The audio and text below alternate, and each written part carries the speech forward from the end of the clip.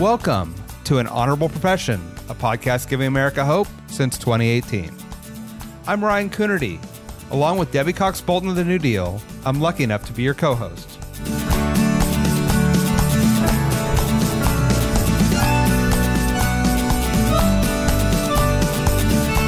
An Honorable Profession is a New Deal Leaders podcast. The New Deal is an organization that supports the next generation of American leaders.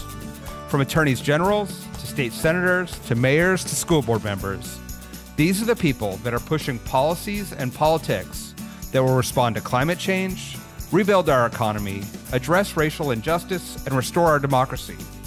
These are incredibly talented people who have dedicated themselves to public service when their country and their communities needed it the most. Check out newdealleaders.org to see what I'm talking about. I'm Debbie Cox Bultan, CEO of the New Deal and a co-host of An Honorable Profession. This is a very special show. This is our 200th episode and our 5-year anniversary. And I just wanted to say that I am so grateful to be part of this, to be able to talk with and introduce you to inspiring leaders across the country who are solving problems, making a difference today, and who are going to be the future leaders of our party and our country for years to come. At a time where we're bombarded constantly by the hate and the division and the dysfunction in our politics, these conversations each week with good people doing good things, serving in an honorable profession, these conversations bring me hope and joy, and I hope that they do for you too. On this special episode, I did want to take a minute to thank you, our listeners, for tuning in. We cannot do this without you.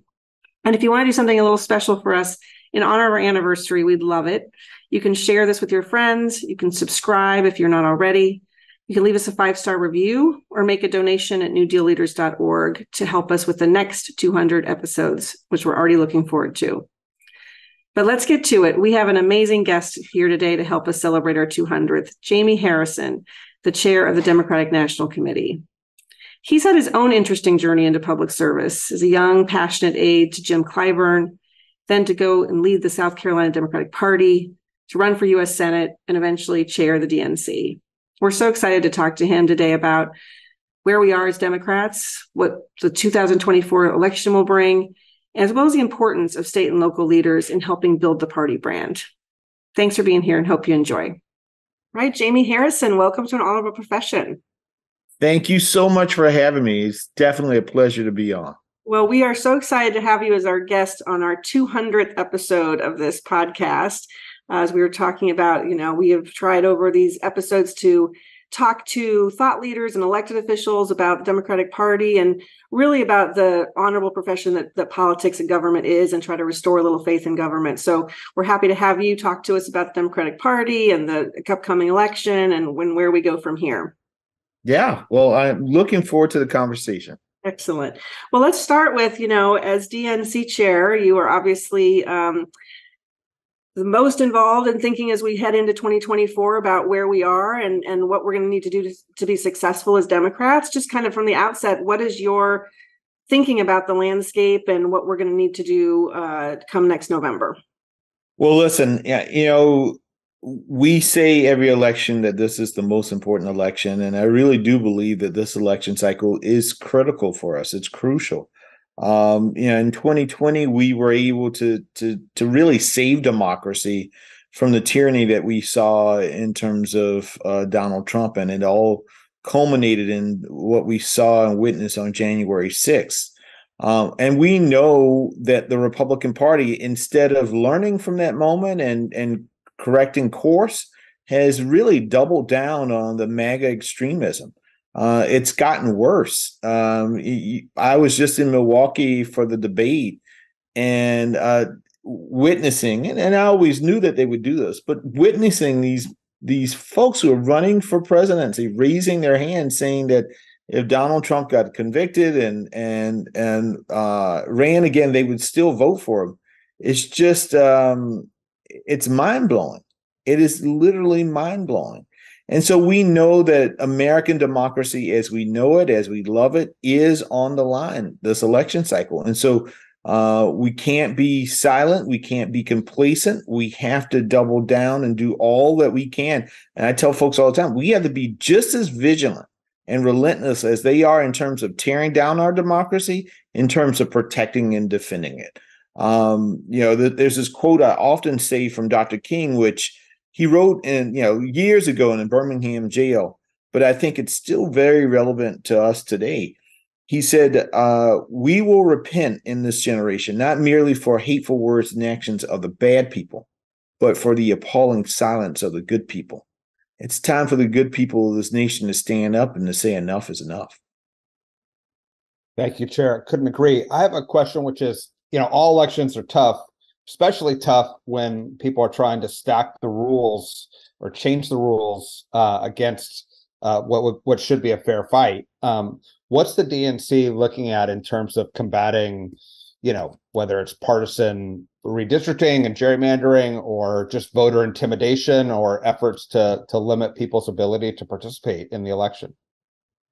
Well, Ryan, you remember the 2022 midterm election, we knew was going to be where the rubber met the road in terms of the height of Republicans pushing on voter suppressive efforts. We saw them blocking the John Lewis voting rights measures to keep them from becoming law. And these laws would have, in essence, strengthened the Voting Rights Act, as well as provide new protections for all of our voters, protecting their right to have their voices heard. And so Republicans stood in the door and stood in the way of that happening. So we knew that if we couldn't get this stuff passed legislatively, we had to take some action. So the DNC last midterm put together the largest voter protection effort in the history of the DNC. And we started that a year and a half before the 2022 midterm election, shortly after I became chair. And what we saw was one of the quietest election cycles that we've seen in the midterms in a very long time. We did not have, because we had lawyers on the ground who had built relationships and built connections with local elected officials and judges and other legal professionals in our various battleground states. We had one of the most least eventful as it relates to voter suppression efforts that we've seen in an election cycle in a very, very long time. Well, what we have done then is use that as the basis and the foundation to build going into 2024 when we know the stakes are even higher. And so we're working in coordination as much as legally possible with many of these other groups out there to make sure that we have the entire nation covered, and that every person who wants to go out to vote, regardless if you're a Democrat, an independent, or even a Republican, that you can have your voice heard. We, meaning the Democratic Party, is the party of voting rights for all of America's people, not just for the Democrats we want to turn out, but all of America's people. If we're going to be a vibrant democracy, then we as a party have to safeguard that. I just wish our Republican friends would join us in that effort. Are there any states or specific efforts that you're keeping a special eye on right now that you think could profoundly impact the participation in election in 2024? Pretty much all of them. I mean, of course, we're going to have a presence in the battleground states in which, will determine the presidency. But one thing, the assurance I've given to all of our state party chairs is that when you have a need, we want to be there to be able to help out. And to safeguard. And so our voter protection hotline will be open even when we have these primaries or special elections. We have lawyers already, with our I Will Vote initiative, already on the ground and ready and willing to protect the rights of votes of all voters. First of all, thank you for that effort that you guys are doing. We were so happy to have Raina Walters Morgan come with us. She is the best. She was the best. She was with us in Detroit to talk about your voter protection efforts, and we were so grateful for her to be with us for that. I would love to talk a little bit about the messaging and to Ryan's point, it's such a crazy time to be running for office nationally because we are running against these extreme, you can't have a normal conversation about, the shape and size of government or government's role when you're talking about a party that wants to tear down democracy. But as you're thinking about kind of the positive message we have to put forward, not just running against the extremism, which is super important. You are the chair of the Democratic Party nationally. So I'm going to ask you from the top. When people ask you, why are you a Democrat, or what do Democrats stand for? Why should I vote Democratic? What is your message to people? Yeah, well, my message is that we are the party of freedom. We're the party that believes that all people, as the founders say, all people are created equal. And we believe that to the core of who we are, and that all people in this country should have the ability to live their American dream, whatever that dream may be, regardless of their background, regardless of their race, regardless of who they pray to, regardless of who they love, how they identify themselves, that they should all have the power to live their American dream. And when they run up against a barrier or an issue or an obstacle to that we as a party utilizes all of the things that we have in order to eliminate that barrier. That's who we are fundamentally as a Democratic Party. We're also the party that reflects the diversity of this great nation. If you look at the Democratic Party, we look like America. I can't say that about the Republican Party, but the Democratic Party, I can. We look like America, and we understand that America's greatest strength is her diversity. But we also know that diversity comes with challenges, and that in terms of making sure that we're all on the same page, particularly when we come from different places and have different points of views. So I'm proud of all of the things that we've been able to accomplish in this Democratic Party, because I know that Joe Biden and Kamala Harris and Democrats in the House and Senate, and Democrats in across this country wake up each and every day thinking about how can we improve the lives of the people that we represent. Yeah. And the counter to that is the Republican Party that thinks about how can we get more power. We believe that our better days are ahead of us. That's who we are as a Democratic Party. Our superpower is hope. Republicans, their superpower is fear. They believe that the better days are behind us. And that is the stark contrast between what we will see in this next election, but also what you see between the two parties. Hope versus fear. I love that so much. If I can ask a follow-up question, I couldn't agree with you more about the accomplishments of this administration. And obviously, as the New Deal, working with state and local elected officials all over the country, we've tried very hard to make sure people know on the ground the impact that some of the legislation and the efforts of the administration have had on real people around the country. We've done, a number of things of lifting up what's happened with the ARPA dollars, for example. Yet I remain concerned that there seems to be a disconnect, probably because people are watching news that they, reinforces their belief. They don't want to hear anything different. But, there's obviously a big disconnect between what people know about the accomplishments of this administration and what's actually happened. I think I saw a poll like only 25% of people knew that the infrastructure bill had even passed, which is crazy to me. So how do we as a party make sure that people really understand the great things that this administration's accomplished in terms of investing in America? Yeah, Debbie, that is one of my biggest frustrations. And it's partly because you would think that earned media would talk about some of these historic legislative achievements that we've seen in this administration over the course of 2.5 years. I mean, the largest infrastructure bill since Dwight Eisenhower. When you look at the Inflation Reduction Act, the largest investment in fighting back against climate crisis ever in the history of this world by any country, over $1 trillion. You look at the game changer we just announced yesterday, that for the first time, Medicare is going to be able to negotiate the price of prescription drugs, and the huge impact that's going to have on the quality of life of people in this country. So all of these things, I mean, the millions of people who've had student loans forgiven, and how transformative that's going to be. And so these have been some real game changers in terms of America. Just one of these things would have been the hallmark for some president to run on for re-election. But Joe Biden has done so much over the course of a short period of time, and given a very slim majorities in the House and the Senate. frustration is that earned media, instead of talking about that, they're talking about things that the American people don't really give a damn about, right? And so that means the weight falls all on us to be able to deliver that. And there's only so much that we can pay for in terms of TV ads and all. Where the real power lies, folks, and for those who are watching and listening to this podcast, it's with each and every one of you. The thing that I've learned in life is that, when I think of 18-year-olds, who's the most powerful person in the life of an 18-year-old?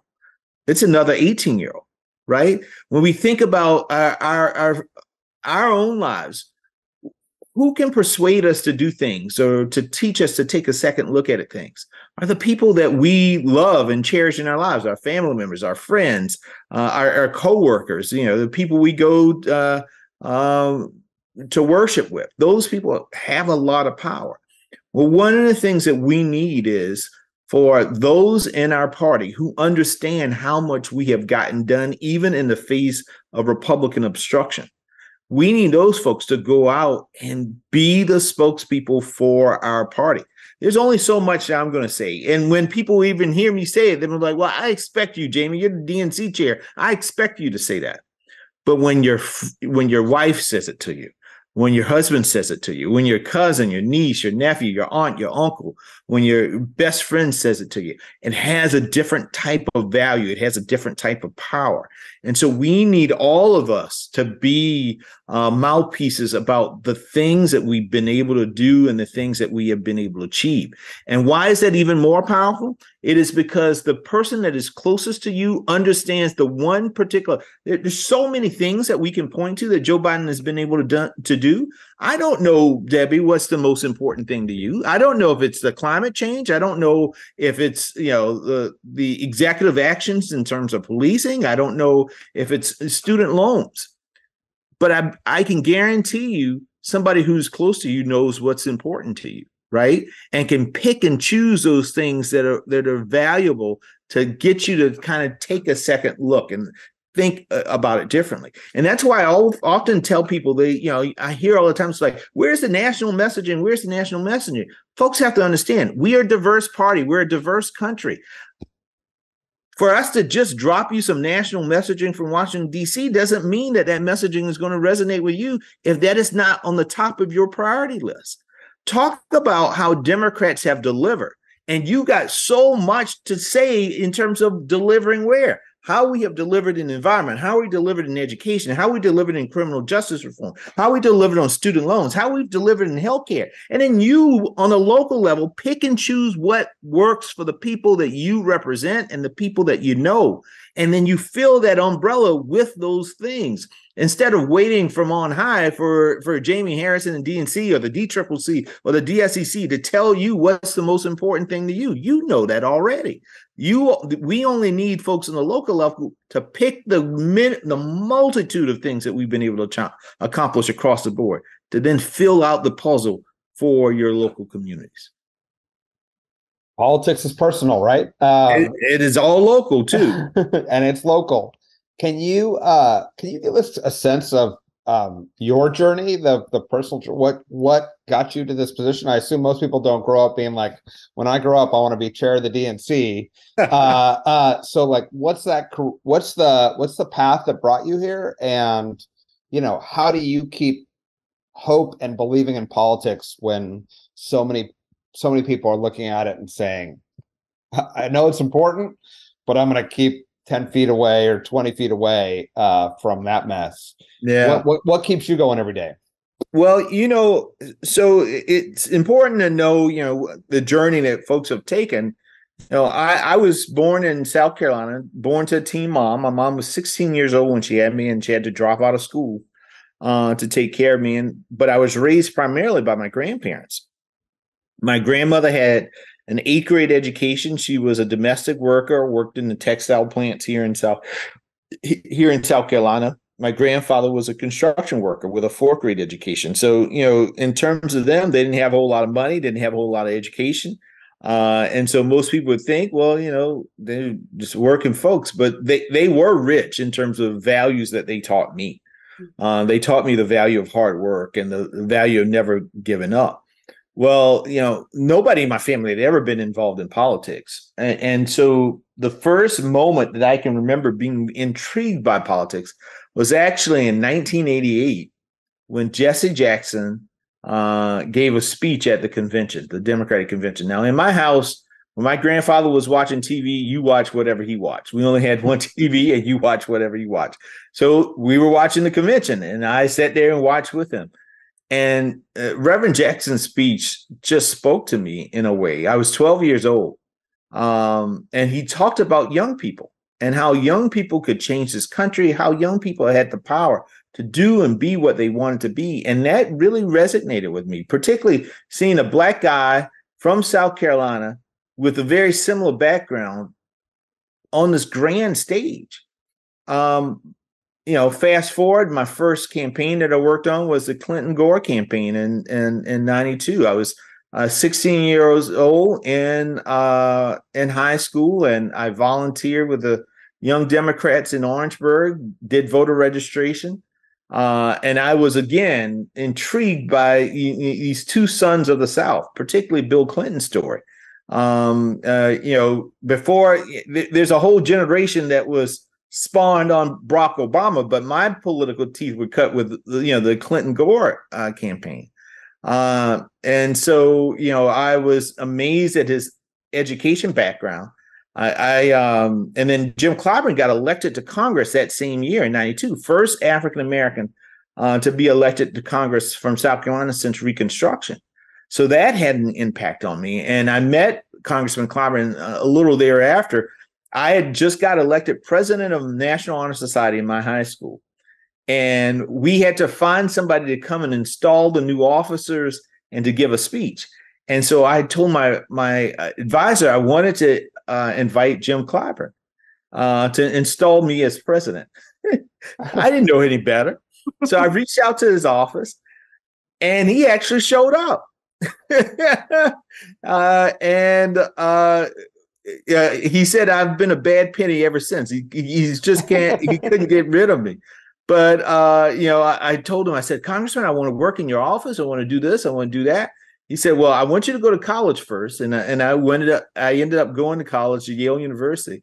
And then I ended up interning in his office in my junior year and really got the bug. He brought me back when I was in law school. I became the youngest and the first Black executive director of the House Democratic Caucus.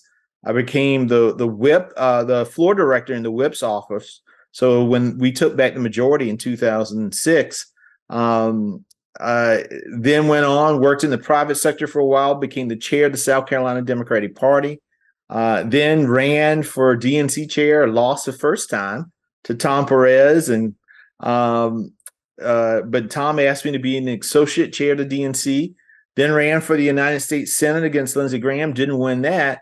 But shortly after my race, the president asked me to be the chair of the DNC. And so that's my journey. That's my story. And the thing that keeps me going is hope. Here in South Carolina, we have a motto, while I breathe, I hope. And I think it's a beautiful one. But as a young Black man growing up the way that I did, all I had at times was hope that things would be better. Hope that, the tough times in the night would go away with the bright opportunities in the morning. And so, and that hope is that faith in hope, the faith that things would get better, has really paid dividends for me over the years. And I see how important that is for so many communities. And when they lose sense of hope, that's when the tough times really come. And I believe that the Democratic Party is the party of hope. And that's why I'm proud to be the chair of this party, because I know that we fight each and every day to make the lives of the American people better. Do we always hit it? Do we always get it right? No, we don't get it right every single time, but it's not because of the lack of effort. It's not because we aren't trying. And that's the really important thing. It is to make sure that we're trying to lift up all of the boats in this nation and not just a select few. So I'm proud of this party. I'm proud of the journey that I've been on. And I'm proud of the little piece that I've been able to do to make it easier for other little round-headed boys and girls growing up in poor and impoverished communities to live their dreams. That's just an amazing story. Thank you so much for sharing that with us. And I just love the hope, the emphasis on hope. I think that's exactly right for our party. As we wrap up, maybe I'd ask you, as you know, New Deal works with state and local elected officials around the country. We have a lot of other listeners who are maybe aspiring elected officials. I know you were, as you mentioned in your journey, South Carolina party chair. What's your message to people out there in terms of? My message is going to be listen to what you just said and just say that. So keep talking about hope. But what would your message be to people who are out there as we head into 24 and beyond? And to your earlier point when we started this conversation, at this really critical moment for our country, where this is a really important choice. What's your message to everyone out there? Well, Debbie and Ryan, a few years ago, I actually wrote a book, co-wrote a book with a Republican friend of mine who also worked on the Hill the same time that I worked on it. It's called Climbing the Hill: How to Build a Career in Politics and Make a Difference.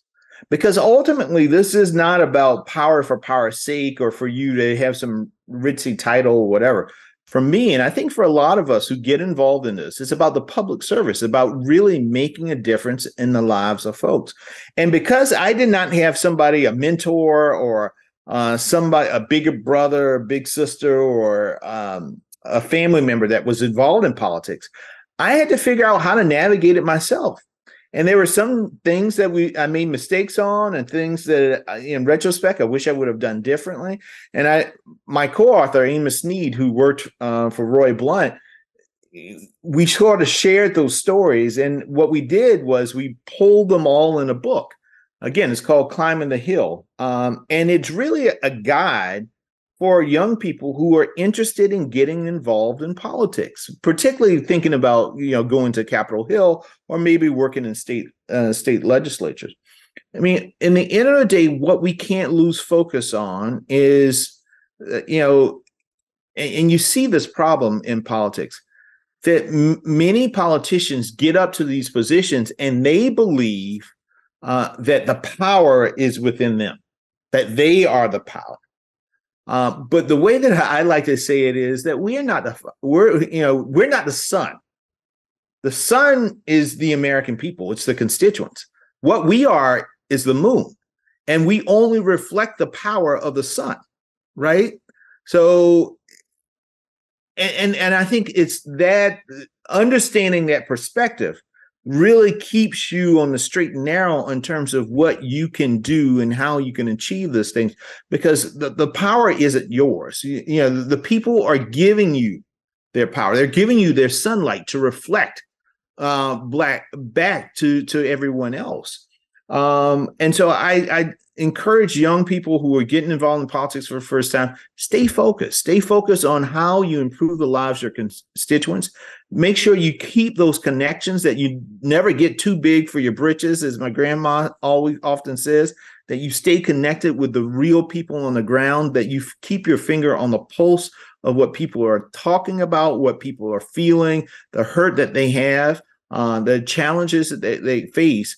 And it's not about you coming in to offer solutions, but you going in to hear, because oftentimes the people on the ground not only know the problem, but they also know the solutions to the problem. The only thing is they don't have the power, the mechanisms, or the know-how in order to bring those solutions into fruition. And that is where we all come in as public servants. That's where we all come in as we bridge the gap. We bring those things to bear so that we can address the things that are going on in the lives of people. But I enjoy doing this immensely. It is, at times people say, being a party chair is a thankless job, and they're right. It is, because you get all the arrows. People want to blame you for everything. People think you have the ultimate power to change everything. As DNC chair, people think I have this this magic wand. I can just wish away everything and change everything, and you don't. You only can control your slice of the pie, and that's what we try to do. But what we also try to do is to coordinate with the other slices so to make that one big pie. And so I enjoy the work that we do.